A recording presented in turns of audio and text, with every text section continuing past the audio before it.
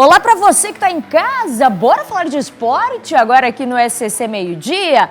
E a gente, claro, começa de Mundial de Clubes, pois foram definidas as quartas de final da competição. Faltavam os últimos jogos, mas agora está tudo definido. Bora colocar aqui no telão pra gente, para conferir como é que fica esse chaveamento, quem está nas quartas de final. Ontem teve os últimos jogos aqui, ó, Borussia e Monterrey e também Real Madrid e Juventus. Borussia e Real passaram, era o último confronto que faltava para a definição das quartas de final. E aqui que a gente já falou, né? Palmeiras e Chelsea, tem o Fluminense e Al Hilal e aqui também Paris Saint-Germain, PSG e Bayern de Munique.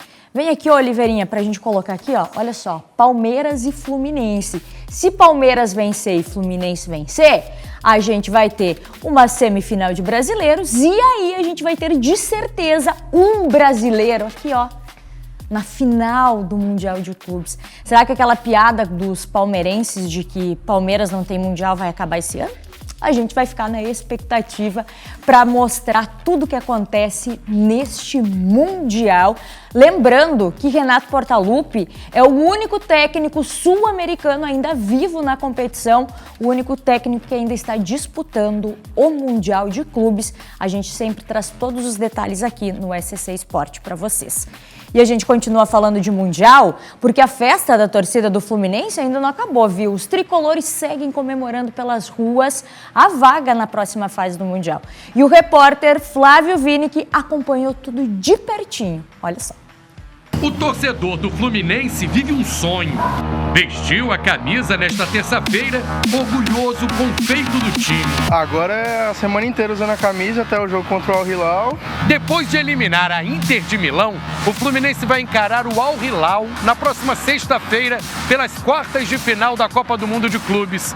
O time da Arábia Saudita superou o poderoso Manchester City. Adversário perigosíssimo. Lógico que preocupa. Se eles bateram o Manchester City, que eram os favoritos, não estão lá à toa. Se o Palmeiras passar pelo Chelsea, aí eu acredito que dá uma moral para tentar uma final. Fora não dá para competir com eles na parte financeira, mas dentro do campo são 11 contra 11.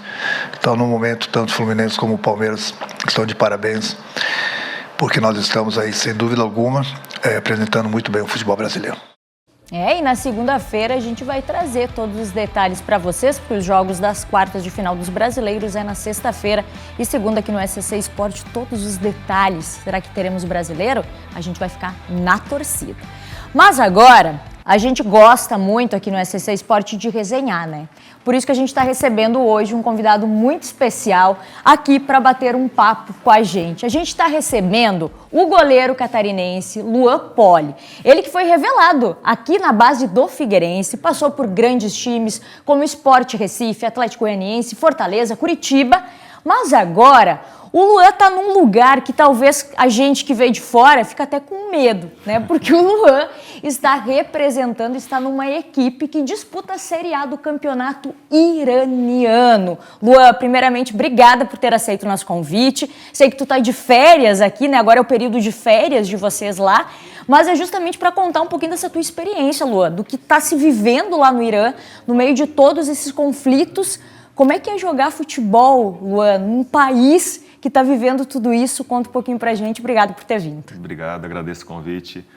Olha, é uma experiência, vamos dizer assim, culturalmente muito rica. Um país que me encantou a minha família. Apesar desses conflitos, a gente é muito feliz lá. A gente viveu momentos inesquecíveis. Infelizmente, um pouco cessados agora com a guerra, né? Mas a gente realmente foi muito feliz nesse pouco mais de um ano que a gente viveu lá. Qual é o time que você tá lá, Luan? Se chama Nassage Mazandaran. É Série A, né? Série A. E o que te motivou a ir pra lá? E como é que é esse futebol lá? É muito diferente do nosso aqui? Tu passou por grandes clubes aqui também? Então, saí do Curitiba, fiquei um mês e pouco ali sem clube. Surgiu a oportunidade de ir pro Irã. E naquele momento, eu sempre tive a vontade de atuar fora do país. Foi uma oportunidade, uma brecha que abriu pela lesão do goleiro que até então estava jogando. E foi, a primeiro momento, também um choque grande, assim, né? Junto com a minha esposa, a gente, será que a gente vai? Será que não vai? A gente ouve falar tanta coisa, né? Mas a gente chegou lá e surpreendeu. o povo iraniano abraçou a gente de uma forma inesquecível, assim, porque realmente, sem falar a língua, enrolando o inglês, então eles abraçaram a gente com os olhos, enfim, e a gente se sentiu em casa desde o primeiro momento que a gente estava lá. Então, realmente foi uma experiência bem bacana. É uma visão bem diferente que a gente vê Total, por aqui, né? total. Até a gente estava conversando antes de entrar no ar. Como é que é o nome da tua esposa mesmo? Ellen. A Ellen, que está aqui a gente estava conversando, né? Justamente sobre isso. E para trazer essa experiência, porque agora é o período de férias de vocês, mas a gente estava conversando, tu não quer voltar, né? A princípio, não. A princípio, a gente tem um filho de 3 anos, então, com a esposa. Se eu fosse sozinho, era outra história, mas Exato, a gente né, tem Luan? que prezar pelo conforto da nossa família. Apesar de ser um país muito seguro em termos, óbvio, a gente vê muita coisa ruim, mas a gente se sente muito seguro lá. Mas nesse momento de tensões, é melhor que a gente fique um pouco afastado até normalizarem as coisas, para quem sabe no futuro a gente volte. Mas, Luan, os times já estão voltando lá. Como é que vai voltar o campeonato, mesmo com toda essa instabilidade que está acontecendo? As informações que a gente tem, as coisas que a gente está acompanhando, assim, a princípio vai voltar normalmente. Os times já estão começando a se representar desse período de férias, começando a treinar. Acredito que alguns times vão fazer a pré-temporada fora de lá, que foi o que aconteceu na temporada passada. Eles têm o costume também, porque acaba muito calor essa época do ano lá, então a maioria dos times vai para algum país vizinho mais tranquilo. Então, mas todo mundo voltando e segue a vida.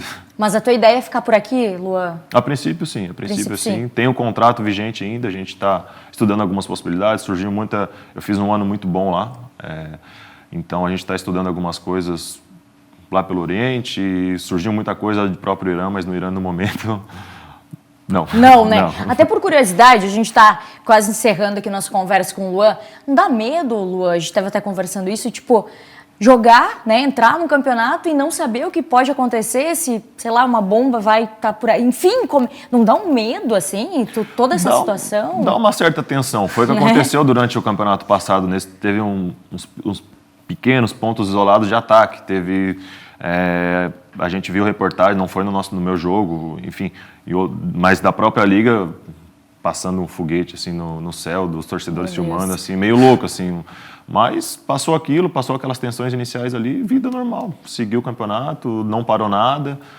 Até houve ali a possibilidade, vão ter que parar 2 dias, que acabou falecendo o presidente do país, alguma situação assim, mas parou 2 dias, final de semana seguiu tudo normal. Gente, para ver, né, aqui parece que lá tudo para, mas na verdade, não que eles estejam acostumados a viver isso, mas é algo que acontece frequentemente, então o país continua normalmente, as coisas seguem normais e pra gente aqui a nossa visão é totalmente diferente. Luan, muito obrigada por ter vindo, por ter trazido um pouquinho dessa tua experiência, né, principalmente por ser catarinense, e a gente te deseja toda a sorte do mundo nesse caminho ainda no futebol. Obrigada por ter vindo, viu? Obrigado. Valeu! Luan aqui com a gente, olha só, uma experiência que nós que estamos aqui de fora jamais imaginaríamos que seria assim.